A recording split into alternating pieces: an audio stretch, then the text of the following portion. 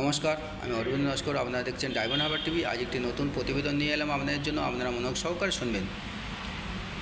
সমস্ত দর্শকবৃন্দের কাছে অনুরোধ, আপনারা যদি দীর্ঘায়িত হতে চান বা শরীরকে ভালো রাখতে চান, তাহলে protein, vitamin, calcium, iron, omega acid, folic acid, fibre জাতীয় খাবার খান। তাহলে আপনাদের শরীর ভালো থাকবে। যেরকম আমরা অসময়ের জন্য টাকা পয়সা ব্যাংক ব্যালেন্স করে রাখি, সেই রকম শরীরের অসময়ের জন্য বা শরীরের এই সমস্ত জিনিস যখন ঘাটতি হবে, তার জন্য আগে থাকতে আমাদের সঞ্চয় করে রাখতে হবে এবং প্রতিদিন কম বেশি একটা দুটো করে ফল খেতে হবে এবং চারা মাছ খেতে হবে। চারা মাছের মধ্যে ক্যালসিয়াম আছে।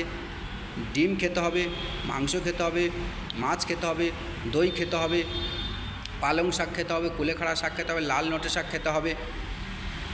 এই সমস্ত জিনিসের মধ্যে ভিটামিন, প্রোটিন বেশি আছে এবং সবুজ শাকসবজি যত বেশি করে খাবেন তত শরীর ভালো থাকবেন। তো দর্শক, আপনারা যদি দীর্ঘায়িত হতে চান বা বেশি দিন বাঁচতে চান, তাহলে প্রোটিনযুক্ত খাবার খান, ভিটামিনযুক্ত খাবার খান, ক্যালসিয়ামযুক্ত খাবার খান, আয়রনযুক্ত খাবার খান।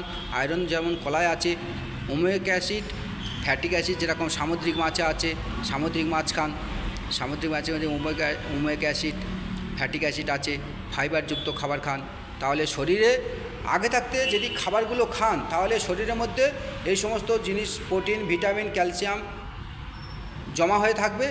যখন আপনাদের ঘাটতি দেখা দেবে, তখন ওই ঘাটতিটা পূরণ করবে আগে থাকতে খেয়ে রাখলে।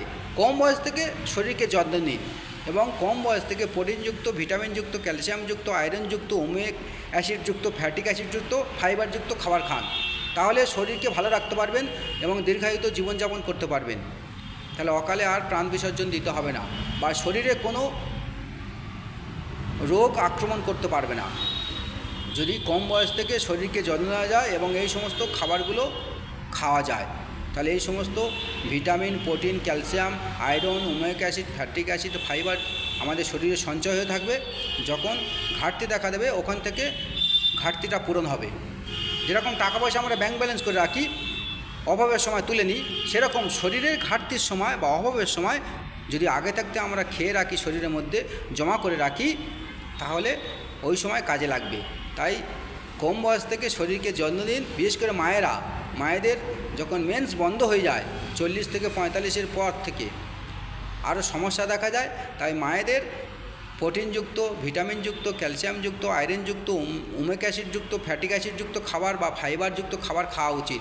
আগে থাকতে শরীরে সঞ্চয় করে রাখা উচিত।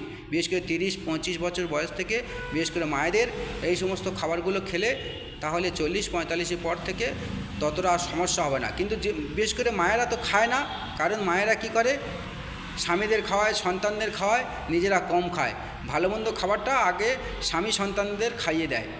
তাই তারা বরাবর অপুষ্টিজনিত কারণে মায়েরা ভোগে। তাই মায়েদের বলবো, আপনাদের শরীর সম্পর্কে যত্ন দিন এবং vitamin, protein, calcium, iron, omega acid, folic acid, ফাইবারযুক্ত খাবার খান, মায়েদেরকে বলবো। এবং